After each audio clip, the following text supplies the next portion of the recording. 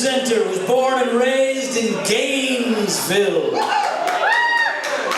She moved to St. Augustine in 2022. She has a master's in sports management. She joined the Army in 2012 and was commissioned as Air Force Defense Artillery Officer in 2014. Currently, she serves as Senior Platoon Trainer for Florida National Guard Officer Training. Ladies and gentlemen, she is an improv performer. She loves traveling, reading, hanging with her husband Jesse and her dog Guinness. Good name, to be fair. Ladies and gentlemen, please welcome Kelly Flunker, the audience.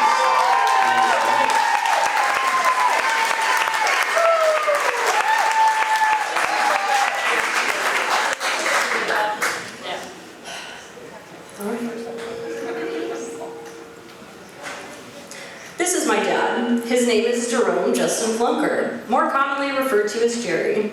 He was born in 1940 in St. Louis, Missouri, and remembers milk and ice being delivered on a horse-drawn carriage, and being able to hear ball games being played in the original Cardinals Stadium. He loves fast cars, yummy food, and teasing the people he likes. And this is my mom, Linda Kelly Flunker. She was born in 1951 in Detroit, Michigan. She's a badass woman who, in the 1970s, got her private pilot's license, a motorcycle, and her scuba certification, all before it was common for women. She loves reading, being retired, roller coasters, and generally being the coolest lady on the block.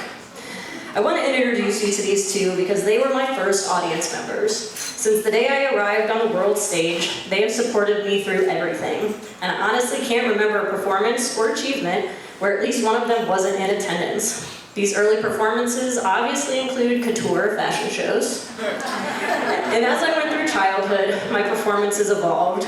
Gone were the days of an unsure model, replaced were days of costumes. So many costumes, and stage makeup, and hairpins, and hairspray, and an unfortunate run-in with Vaseline. Pro tip, it is not meant for your hair. Then came musically inclined performances. If you've ever had a child who was into music, or you were a child who was into music, I think you can appreciate the level of dedication from parents for these performances.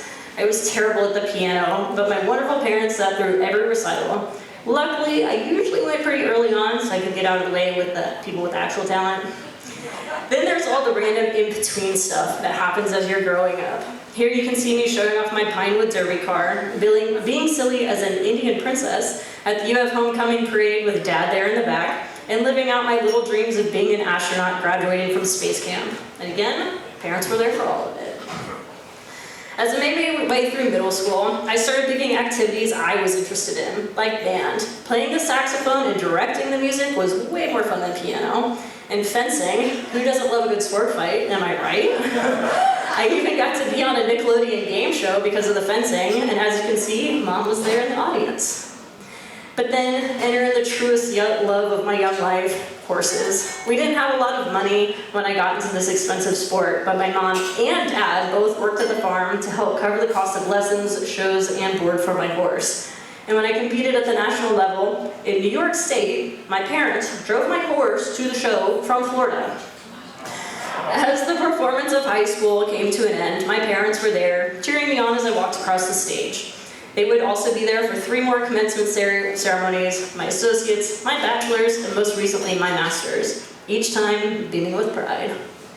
While working on the show of my bachelor's degree, I started another one on the side and joined the United States Army as a member of the Florida National Guard. My parents were supportive every step of the way, and when I had a hard time getting accepted, bad recruiters will do that to you, they were there telling me to keep trying and pushing if it was the path I truly wanted. Now, the Army was different from my childhood pursuits. This was a life-altering decision that took me away from home for long periods of time. And graduations were no longer close by, but in places like Fort Jackson, South Carolina, Fort Knox, Kentucky, and Fort Sill, Oklahoma. And yet, at least one of my parents was always there, cheering me on. There were many other military moments that my family came to, including promotions, taking command, family days, you name it. And while it might seem like I'm bragging with what I've told you so far, that's not the point of this story. That's just setting the stage. This is where my story takes a turn. During one of the most important performances of my life, being a battery commander in charge of 230 soldiers and preparing to mobilize to Washington, D.C., one of my favorite audience members, my dad, passed away. It's hard to tell in these photos, but the girl you see is barely functioning. Gone were the days of my tight-knit family unit. I still have my mom, but things weren't quite the same.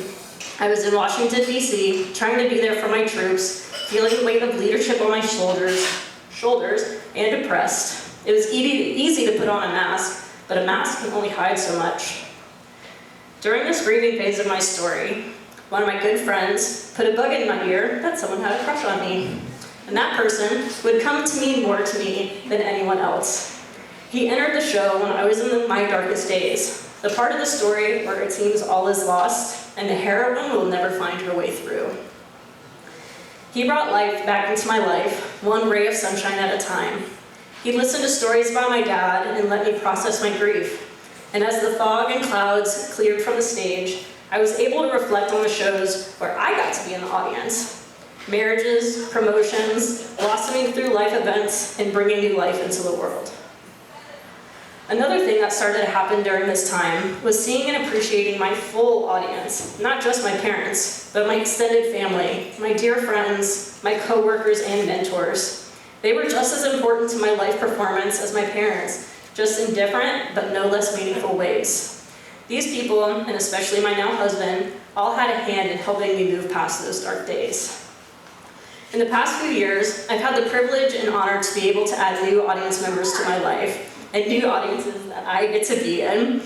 This has exponentially increased the amount of love and support I get to share with those around me, making my heart fuller and lighter than I thought possible. With the realization that my audience is full, regardless of who was in it, and that I was lucky to be able to offer the same love and support I was shown growing up to so many others, I felt free to pursue new possibilities and add to both my audience and the audiences I was in. Years of reflection and practicing gratitude in the face of loss have let me grow into the person I am today. The moral of this story is, no matter who's in your audience or whose audience you're a part of, your performance and the performances you get to watch are too important to let yourself miss them. So regardless of where you are mentally, emotionally, or physically, remember, the show must go on.